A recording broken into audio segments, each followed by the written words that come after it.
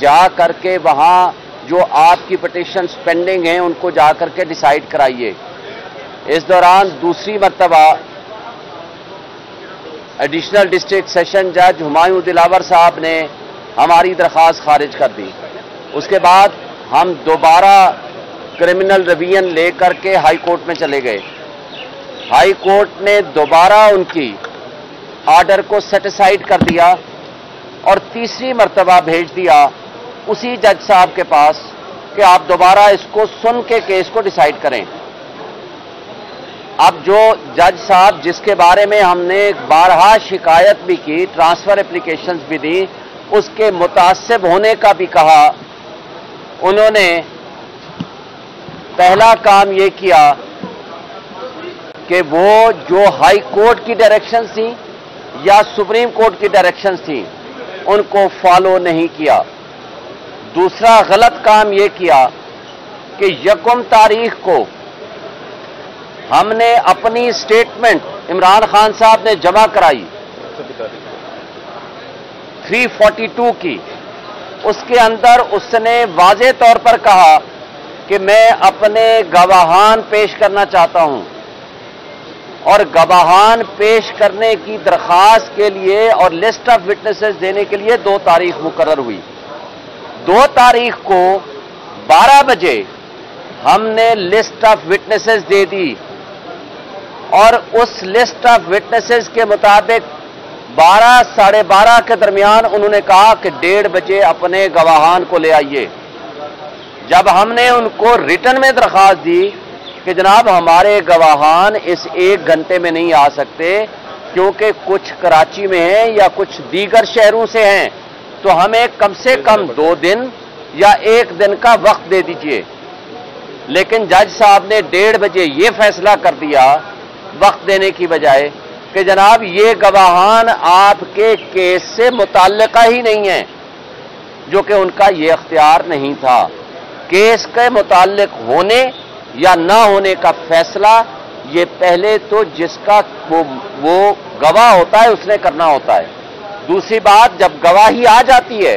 तो फिर जज साहब उस गवाह के दिए हुई स्टेटमेंट और जिरा के मुताबिक फैसला करता है कि उसकी कौन सी प्रोविजन कानून के मुताबिक रेलिवेंट है, कौन सी प्रोविजन रेलिवेंट नहीं है। अब फिर क्या करते हैं, यहां सुप्रीम कोर्ट ऑर्डर फरमाती है 3 तारीख को, इस्लामाबाद हाई कोर्ट को डायरेक्शन देती हैं कि ये सारे जो क्वेश्चंस हैं जिसमें जुरिस्डिक्शन है, मेंटेनेबिलिटी है, लिमिटेशन है, ये ट्रांसफर है, ये सारे केसेस डिसाइड किए जाएं। जब हम जाते हैं आमिर फारूक साहब के पास तो वहां जब हमारे ये केसेस डिसीजन के लिए जाते हैं तो वो उन केसेस को दोबारा डिसाइड करने की बजाय फिर उसी जज को भेज देते हैं कि आप इसको जाकर के दोबारा डिसाइड कर लें। फैसला है 3 तारीख का, कॉपी ऑर्डर की मिलती है 4 की शाम को और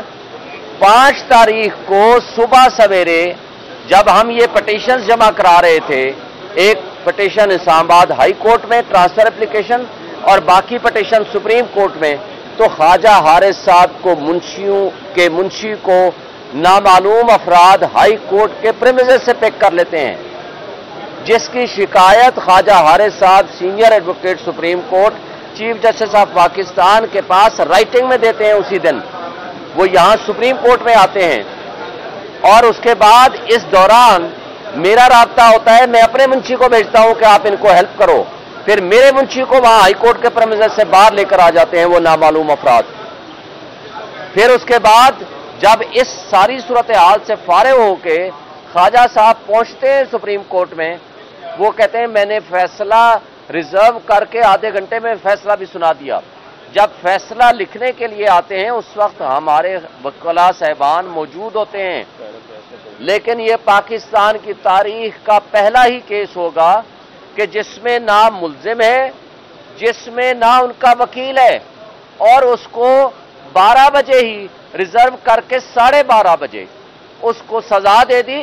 और उसके 10 मिनट के अंदर अंदर ना वारंट ऑफ अरेस्ट अभी जारी हुआ, ना जजमेंट की कॉपी मिली, जमान पार्क में लाहौर पुलिस पहुंच के दरवाजे तोड़ के इमरान खान साहब को गिरफ्तार कर लेती है और 12 बजे से लेकर 12:30 के दरमियान आधा घंटे का वक्फा वो जज साहब 30 सफ़े का साइन शुदा फैसला 12:30 बजे आकर कहते हैं ये मैंने 12:30 आधे घंटे के दरमियान फैसला लिख लिया। अब ये सारी प्रोसीडिंग्स जो हैं आज पहली दफा ये चीफ जस्टिस सुप्रीम कोर्ट के बेंच की सरबराही में आज ये सुप्रीम कोर्ट ने ये केस सुना है और हम बजा तौर पर समझते हैं कि इमरान खान साहब के साथ जो नाइंसाफी हुई है, जो फेयर ट्रायल का उनका राइट है, जो बुनियादी हक है, उससे उनको महरूम रखा, जो ड्यू प्रोसेस है आर्टिकल 4 उससे उनको महरूम रखा और जानबूझ के वो कौन लोग थे जिन्होंने इतनी जल्दी में थे कि फिर ये भी तय हो गया कि चीफ जस्टिस आमिर फारूक साहब ने 4 तारीख को ही एक जज साहब को चेंज करके इस जज साहब को हुमायूं दिलावर साहब को 4 तारीख को एक आर्डर कर दिया कि 5 तारीख को आप लंदन चले जाइए। 5 तारीख से ट्रेनिंग हो रही है वहां और 5 को ही उन्होंने लंदन जाना था। तो भाई एक शख्स ने इतनी जल्दी में था कि उसने फिर ये नहीं किया कि हाई कोर्ट के उन आर्डर्स और डायरेक्शंस को मान के उसका फैसला कर ले।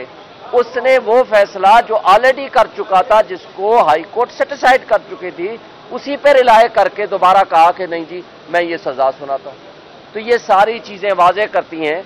कि ये ज्यादती,